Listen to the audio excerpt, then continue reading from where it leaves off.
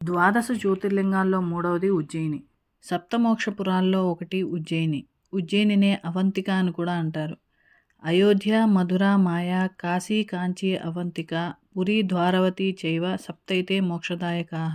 అయోధ్య, మధుర, మాయా అంటే హరిద్వార్, కాశీ, కాంచీ, ఉజ్జయినినే అవంతిక అని కూడా అంటారు. ద్వారావతి అంటే ద్వారక.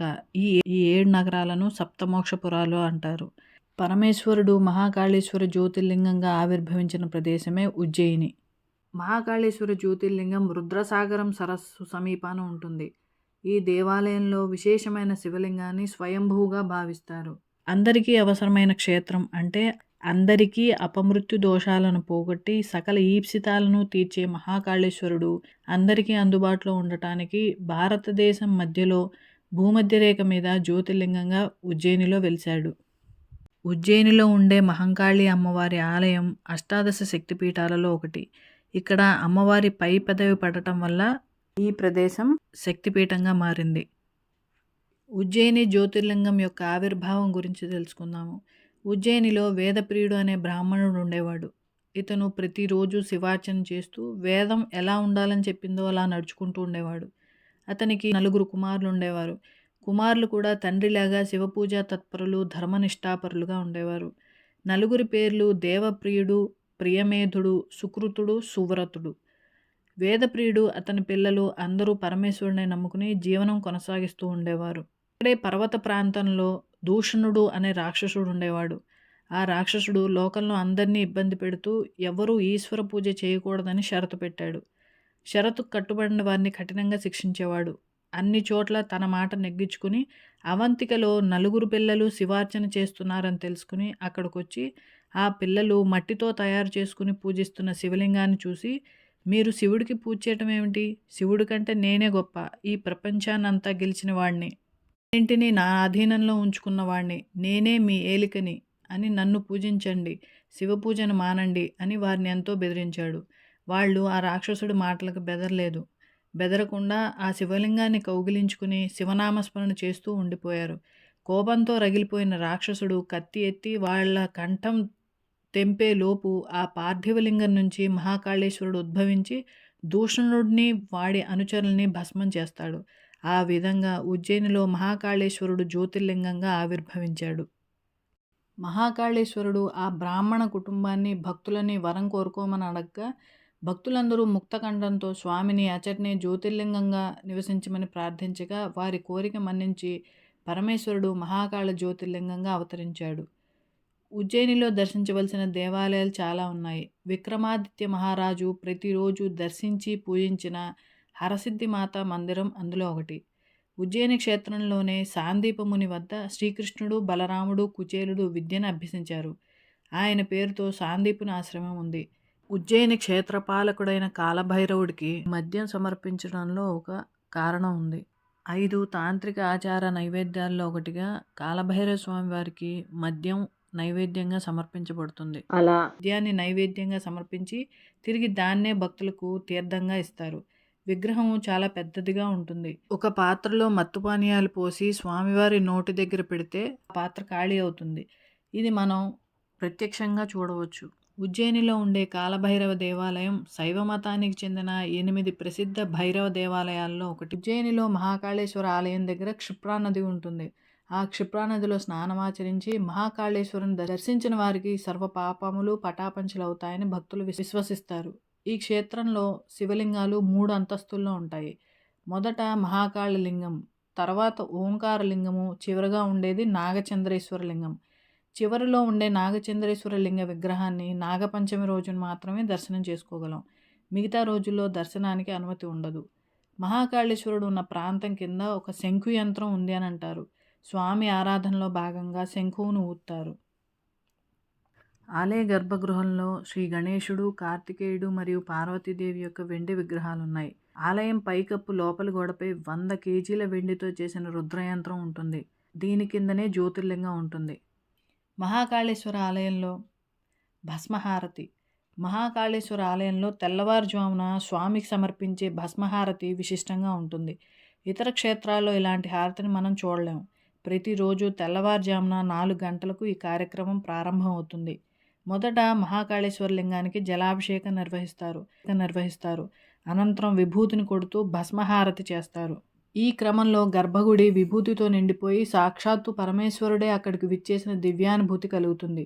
అదే సమయంలో మోగించే వాయిద్యాల హోరుతో శంభో శంకర హరహర మహాదేవ అన్న నినాదాలతో ఆలయం నిత్య నూతనత్వాన్ని సంతరించుకుంటుంది. మనిషి జీవిత చక్రంలో అనేక దశలుంటాయి. జన్మించింది మొదలు చనిపోయే వరకు అనేక ఘట్టాలను జీవుడు చవిచూస్తాడు. చివరకు అంత్యక్రియల అనంతరం భస్మంగా మారుతాడు.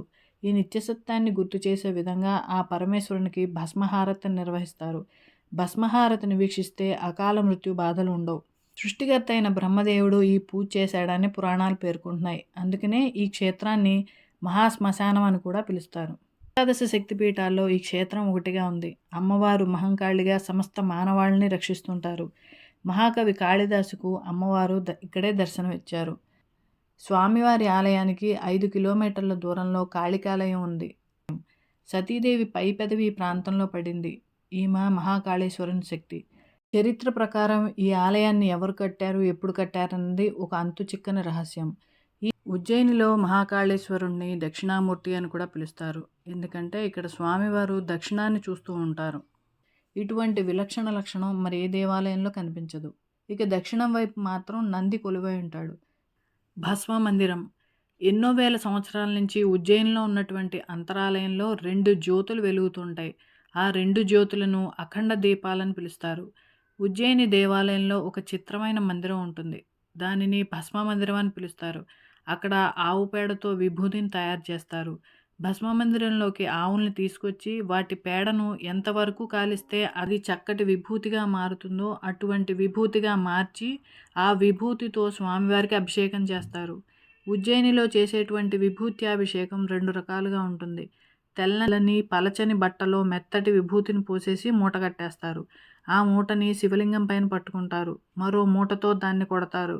అలా కొట్టినప్పుడు ఒక్క శివలింగం ఉన్న చోటే కాదు, మొత్తం అంతరాలయం అంతా భస్మంతో నిండిపోతుంది. అలా నిండిపోయినప్పుడు శంఖాలు, బేరీలు, పెద్ద పెద్ద మృదంగాలను కూడా మోగిస్తారు. అప్పుడు అక్కడ ఒక అలౌకికమైన స్థితికి వెళ్ళిపోతారు భక్తులు. 2వ రకం అభిషేకంలో పురుషుల్ని సాంప్రదాయక దుస్తులతో తెల్లవారుజామున దేవాలయంలోకి పంపిస్తారు. అప్పుడే శ్మశానంలో కాలిన శవం తాలూకు భస్మాన్ని అర్చకులు పట్టుకొచ్చిస్తారు. ఆ భస్మ పాత్రను అందరికీ ఇస్తారు. చుట్టూ కూర్చుని ఆ శవభస్మంతో స్వామివారికి అభిషేకం చేస్తారు. స్వామివారికి ఇక్కడ జరిగే భస్మహారతి కైలాసనాథుడి దర్శనం అయిందన్న ఆనందాన్ని కలుగజేస్తుందంటారు భక్తులు. పరమేశ్వరుడికి శవభస్మంతో అర్చన చేసే పుణ్యక్షేత్రం దేశంలో మరెక్కడా లేదని చెప్తారు. పూర్వం చంద్రసేనుడు అనే రాజు ఈ ప్రాంతాన్ని పరిపాలించేవాడు. ఆయన పరమ శివభక్తుడు. ఒకరోజు ఆలయంలో చంద్రసేనుడు అర్చనలో ఉండగా శత్రువులు రాజును చుట్టుముట్టి చంపడానికి ప్రయత్నిస్తారు. ఆ సమయంలో పరమశివుడే నేరుగా శత్రురాజులతో మహాకాళుడి రూపంలో యుద్ధం చేసి తన భక్తుడిని కాపాడుతాడు. భక్తుడు కోరిక మేరకు అప్పటి నుంచి ఈ దేవాలయంలోని లింగం మహాకాళేశ్వరుడుగా భక్తులతో కొలవబడుతోందని స్థల పురాణం చెప్తోంది. మహాకాళేశ్వరుని మందిరం శోభ సాయం సంధ్యా సమయంలో అత్యంత మనోహరంగా ఉంటుంది. సృష్టి ప్రారంభంలో బ్రహ్మ శివుణ్ణి ఇక్కడ మహాకాళుడుగా కొలువై ఉండమని ప్రార్థించాడని, ఆ బ్రహ్మ అభీష్టం మేరకు శివుడు ఇక్కడ కొలువై ఉన్నాడని కూడా చెప్తారు.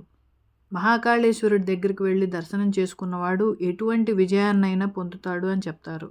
ఉజ్జయినిలో ఒక చిత్రం ఉంది. సంవత్సరానికి ఒకసారి వర్షాకాలానికి ముందర పర్జన్యానుష్ఠానం అనే ఒక అనుష్ఠానం చేస్తారు. ఇది పూర్తవగానే ఆకాశంలో నల్లటి మబ్బులు పట్టి వర్షం కురుస్తుంది. ఇప్పటికీ ఉజ్జయినిలో ఈ తంతు కొనసాగుతోంది. ఉజ్జయిని మహాకాళేశ్వర ఆలయం చుట్టుపక్కల చూడవలసిన ఆలయాలు: మొదటిది బడే గణేష్ దేవాలయం. మహాకాళేశ్వరం సమీపంలో వినాయకుడి భారీ ఎత్తైన విగ్రహం ఉంటుంది. ఈ విగ్రహం దాదాపు 18 అడుగుల ఎత్తు, 10 అడుగుల వెడల్పు ఉంటుంది. ఈ విగ్రహాన్ని తయారు చేసే విధానం కూడా ఇతర విగ్రహాల కంటే భిన్నంగా ఉంటుంది. ఈ వినాయక విగ్రహం తయారీలో సిమెంట్ కాకుండా బెల్లం, మెంతి గింజలు ఉపయోగించారు. అలాగే ఇటుక, సున్నం, ఇసుక కూడా ఉపయోగించారు. ఇది కాకుండా అన్ని పవిత్ర పుణ్యక్షేత్రాల నీటిని విగ్రహం తయారీలో కలపడం జరిగింది. దీంతో పాటు 7 మోక్షపురాలైన మధుర, ద్వారక, అయోధ్య, కంచి, ఉజ్జయిని, కాశీ, హరిద్వార్ల నుంచి తీసుకొచ్చిన మట్టిని కూడా కలిపారు. ఇతర విగ్రహాలతో పోల్చితే ఈ విగ్రహానికి ప్రత్యేక ప్రాముఖ్యత ఉంది. ఈ విగ్రహాన్ని తయారు చేయడానికి 2.5 ఏళ్ళు పట్టింది. ఈ ఆలయంలో ఒక ప్రత్యేకమైన శివలింగం ఉంది. దీనిలో మహాకాళేశ్వరుడికి చుట్టుపక్కల 11 జ్యోతిర్లింగాలను పెట్టారు. 12 జ్యోతిర్లింగాలతో కూడిన ఈ శివలింగం సుమారు 90 సంవత్సరాల నాటిదిగా చెప్తారు. అలాగే ఇక్కడ సప్తధాతువులతో తయారు చేసిన పంచముఖ హనుమంతుని విగ్రహం కూడా కనపడుతుంది. ఈ విగ్రహాన్ని తాంత్రికుడు ఆలయానికి తీసుకొచ్చాడని చెప్తారు. ఈ విగ్రహాన్ని ఇచ్చే సమయంలో తాంత్రికుడు ఆ విగ్రహాన్ని భక్తులు తాకలేని ప్రదేశంలో ప్రతిష్ఠించాలని చెప్పారట. అందుకే ఈ విగ్రహం చుట్టూ వలలు వేసి ఉంటుంది. దీంతో పాటు మరే ఇతర దేవాలయాల్లో చాలా అరుదుగా కనిపించే కొన్ని విగ్రహాలు కనిపిస్తాయి. ఒకటి కాళీయునిపై నృత్యం చేస్తున్న శ్రీకృష్ణుని విగ్రహం, ఇంకొకటి తల్లి యశోద ఒడిలో కూర్చున్న శ్రీకృష్ణుని విగ్రహం. రెండవ ఆలయం శ్రీ చింతామణి గణేష్ దేవాలయం. ఈ ఆలయం ఉజ్జయిని ఫతేబాద్ రైలు మార్గంలో నగరానికి 7 కిలోమీటర్ల దూరంలో ఉంది. ఇక్కడ ఉండే గణేష్ విగ్రహము స్వయంభూ అని నమ్ముతారు. చైత్రమాసంలో ప్రతి బుధవారం పెద్ద సంఖ్యలో యాత్రికులు ఇక్కడికి వస్తారు. స్వామివారిని చూడటం వలన ప్రతి కోరిక నెరవేరుతుందని, ఆందోళనలన్నీ తొలగిపోతాయని నమ్ముతారు. చింతామణి గణేశుడికి మొదటి వివాహ శుభలేఖను సమర్పించే ప్రత్యేక ఆచారం కూడా ఇక్కడ ఉంది. మూడవ దేవాలయం గడ్కలిక ఆలయం. ఈ ఆలయం నగరానికి 4 కిలోమీటర్ల దూరంలో ఉంది. మహాకవి కాళిదాసు ఇదే కాళికాదేవిని పూజించాడని చెప్తారు. ఈ ఆలయంలో కాళీ అమ్మవారు, విష్ణువు, హనుమంతుని విగ్రహాలు ఉంటాయి. ఈ ఆలయం ఉజ్జయిని పురాతన దేవాలయాల్లో ఒకటి. ప్రతి సంవత్సరం 2 నవరాత్రుల సందర్భంగా ప్రత్యేక పూజా కార్యక్రమాలు నిర్వహించడానికి వేలాది మంది భక్తులు ఇక్కడికి తరలి వస్తారు. ఈ ప్రదేశం 12 సిద్ధిపీఠాలలో ఒకటి. మంగళనాథ్ దేవాలయం. క్షిప్రా నది ఒడ్డున నగరానికి 5 కిలోమీటర్ల దూరంలో మత్స్యపురాణంలో వివరించిన విధంగా మంగళగ్రహం అంటే కుజగ్రహం ప్రతిష్ఠించిన శివలింగం ఇక్కడ ఉంటుంది. మంగళలింగాన్ని ఆరాధించే వేలాది మంది భక్తులు ప్రతి మంగళవారం ఇక్కడ ప్రత్యేక ఆరాధనలు, పూజలు నిర్వహిస్తారు. గోపాల్ మందిర్. ఈ మందిరం నగరానికి మధ్యలో ఉంటుంది. గర్భగృహాన్ని పాలరాతితో నిర్మించారు. ఎడంవైపు రుక్మిణీదేవి, కుడివైపున శివపార్వతి విగ్రహాలు ఉంటాయి. ఈ ఆలయంలో నల్ల రంగు రాతిలో గోపాలకృష్ణుడు, తెలుపు రంగులో రాధికాదేవి కనిపిస్తారు. గర్భగృహంలో తలుపుల మీద రత్నాల ఫలకం ఉంటుంది. వైకుంఠ చౌడలో అర్ధరాత్రి మహాకాళేశ్వరుని ఊరేగింపు గోపాలుణ్ణి కలవటానికి ఈ ఆలయానికి వస్తుంది. దీనినే హరిహర మిలన్ అని పిలుస్తారు. దీని తర్వాత గోపాలుడి సవారి మహాకాళేశ్వరుని దర్శనానికి వస్తుంది. గోపాలుడు మహాకాళేశ్వరుని దర్శించినప్పుడు తులసి దళాన్ని సమర్పిస్తారు. భద్రకృష్ణ జన్మాష్టమి నాడు ఇక్కడ ప్రత్యేక ఉత్సవం జరుగుతుంది. నవగ్రహ దేవాలయం. ఇది నగరానికి 5 కిలోమీటర్ల దూరంలో ఉజ్జయిని ఇండోర్ రోడ్లో ఉంది. ఇందులో నవగ్రహాల పురాతన విగ్రహాలు ఉన్నాయి. యాత్రికులు ప్రతి అమావాస్య రోజున ఇక్కడ పెద్ద సంఖ్యలో గుమికూడి క్షిప్రాలో పవిత్ర స్నానం చేసి దర్శనం తర్వాత శని చెడు ప్రభావాల నుండి బయటపడటానికి తమ పాత బట్టలు, పాదరక్షలను విరాళంగా ఇస్తారు. చౌబీస్ కంబ ఆలయం. ఈ ఆలయం పాట్నీ బజార్కు వెళ్లే మార్గంలో మహాకాళేశ్వర ఆలయానికి సమీపంలో ఉంది. దీనికి 24 స్తంభాలు ఉన్నాయి కాబట్టి దీన్ని చౌబీస్ కంబ అంటారు. దీని పురాతన ద్వారం యొక్క 2 వైపులా మహామాయాదేవి మరియు మహాలయాదేవి విగ్రహాలు ఉంచబడ్డాయి. ఈ ప్రదేశం కూడా భద్రకాళీదేవికి సంబంధించిందే. నాగర్కోట్కి రాణి. ఈ కాపలా దేవత ఉజ్జయిని దక్షిణ పశ్చిమ మూలల్లో ఉంటుంది. ఈ ప్రదేశం పురావస్తు ప్రాముఖ్యతను కలిగి ఉంది. దేవాలయం ముందు ఒక చెరువు ఉంటుంది. ఆ చెరువుకి 2 వైపులా 2 చిన్న దేవాలయాలు ఉంటాయి. అందులో ఒకటి కార్తికేయుడిది. ఈ ప్రదేశం నగర యొక్క సరిహద్దుల్లో ఉన్నందున దీనిని నాగర్కోట్కి రాణి అని పిలుస్తారు. ఉజ్జయినిలో ఉండే అందరినీ ఈ దేవత రక్షిస్తుందని చెప్తారు. రామజనార్దన దేవాలయం. సాందీపముని ఆశ్రమం వెనకాల శ్రీరామజనార్దన ఆలయం ఉంటుంది. ఈ సుందరమైన ప్రదేశం పర్యాటకానికి ప్రసిద్ధి చెందింది. ఇక్కడ ఉన్న 2 దేవాలయాల్లో ఒకదానిలో శ్రీరామ లక్ష్మణ మరియు సీతా విగ్రహం, మరొక దానిలో జనార్దన విష్ణు విగ్రహాలు ఉన్నాయి. 17వ శతాబ్దంలో మిర్జా రాజా జైసింగ్చే నిర్మించబడిన ఈ ఆలయానికి ఎదురుగా పెద్ద చెరువు ఉంది. చిత్రగుప్తుడిది, ధర్మరాజుది ఆలయం సమీపంలో ఉంటుంది. ఉజ్జయిని నుంచి ఓంకారేశ్వర జ్యోతిర్లింగం సుమారు 138 కిలోమీటర్లు ఉంటుంది. ఓంకారేశ్వర జ్యోతిర్లింగ విశేషాలు వచ్చే వీడియోలో తెలుసుకుందాం. ఇప్పుడు ఉజ్జయిని చేరుకోవటానికి రైలు మార్గం, బస్సు మార్గం, విమాన మార్గాల గురించి తెలుసుకుందాం. రైలు మార్గం ఉజ్జయినికి సమీప railway station Ujjain junction. Ujjain junction railway స్టేషన్కు భారతదేశంలోని వివిధ ప్రధాన నగరాల నుండి రెగ్యులర్ రైళ్లు ప్రతిరోజు నడుస్తాయి. రైల్వే స్టేషన్ నుంచి ట్యాక్సీలు కానీ, రిక్షాలు కానీ, ఆటోలు కానీ తీసుకొని నగరంలోని ఏ ప్రాంతానికైనా సులభంగా చేరుకోవచ్చు. విమాన మార్గం ఉజ్జయినికి సమీప విమానాశ్రయం ఇండోర్ విమానాశ్రయం. ఇది ఉజ్జయిని నుండి 56 కిలోమీటర్ల దూరంలో ఉంది. ఇంకా ఇండోర్ విమానాశ్రయం నుండి రోడ్డు మార్గంలో ఉజ్జయిని చేరుకోవడానికి సుమారు 1 గంట పడుతుంది. క్యాబ్ లేదా ఏదైనా ట్రాన్స్పోర్ట్ ద్వారా ఉజ్జయినికి సులభంగా చేరుకోవచ్చు.